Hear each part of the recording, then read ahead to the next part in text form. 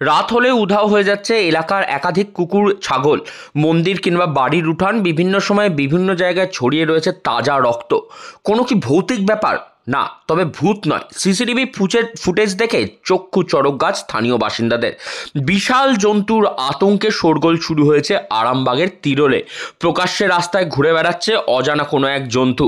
অনেকে আবার জন্তুকে বাঘ বলেও আশঙ্কা করছেন। তিরোল গ্রামের একটি সোনার দোকানের সিসিটিভি ফুটেজে স্পষ্ট হয়েছে ভয়ঙ্কর জন্তুর সেই ছবি। লোকালয়ে অজানা জন্তুর অস্তিত্বে রাতের ঘুম উড়েছে তিরোলবাসীর। তবে জন্তুটি আসলে কি তা নিয়ে ক্রমেই রহস্য ঘনীভূত হচ্ছে এলাকার মানুষদের মনে। এইখানে প্রথমে ভোরবেলার দিকে হঠাৎ মায়ের আটচালা ধুতে এসে দেখছে যে রক্তকাণ্ড, একবারে প্রচুর রক্ত পড়ে আছে। তখন আমাদের সবাই মিলে এলো, এসে দেখলো যে কিসের রক্ত কেউ বুঝতে পারলো না। তারপর দিন সন্ধ্যের দিকে আমাদেরই ওই দরজার দিকে একটি কুকুর শুয়েছিল।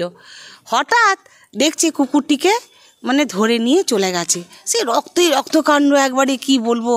তবে সিসি ক্যামেরায় ধরা পড়েছে একটি ভালো রকমই জন্তু এখানে এসেছে। আমাদের পুরো দেশটা গ্রামবাসী সবাই ভয়ে আতঙ্কে আমাদের জীবন কাটছে। সন্ধ্যে থেকে আমরা কেউ বেরোতে পারি না। সব কি বলবো, দোকান সব বন্ধ করে দিচ্ছে, সবাই ভয়ে আমরা সব জড়ো হয়ে আছি। সিসি ক্যামেরাতেই দেখেছি একটা বেশ বিশাল বড় একটা জন্তু। কুকুর গোটা চারে কুকুর নিখোঁজ হয়ে গেছে। আপাতত এখন দুটো। আমার নাম হচ্ছে তনুজা চক্রবর্তী।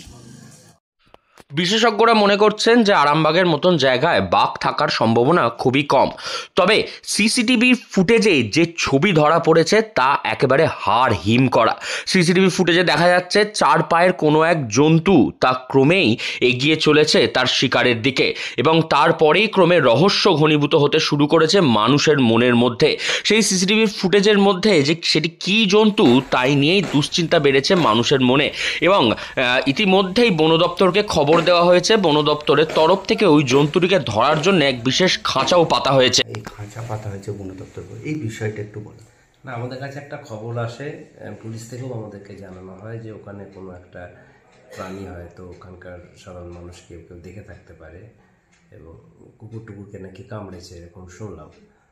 তো আমরা সেখানে যাই। আমরা সেভাবে তো চিহ্নিত কিছু করা যায় না, কিন্তু তবু আমরা ওখানে খাঁচা এবং সেখানে খাঁচার মধ্যে যদি প্রাণীটাকে ধরা যায় তার জন্য শিকার ওখানে দিয়ে আসা হয়েছে। সাধারণত বেরোচ্ছে রাতের বেলায়, তা স্বাভাবিকভাবে সেই জায়গার আশেপাশে খাঁচা দিয়ে এবং শিকার দিয়ে আসা আছে। যদি পড়ে তারপরে আমরা বুঝতে পারবো ওটা কি প্রাণী। কোনো ছবি সিসি ফুটেজ কিছু দেখা যায় না, সেরকম পরিচ্ছন্ন একটা সিসি ফুটেজ পাওয়া গেছিলো, কিন্তু সেখান থেকে ক্লিয়ার নয় কিছু। নতুন করে আরামবাগের ওই গ্রামে কোন প্রাণীর আবির্ভাব হলো যে সমানে কুকুর, বিড়াল, ছাগল এমনকি গবাদি পশুদেরকে ওপরে এসে আক্রমণ শানাচ্ছে, তারপরেই আতঙ্ক ঘনিয়েছে মানুষের মনের মধ্যে।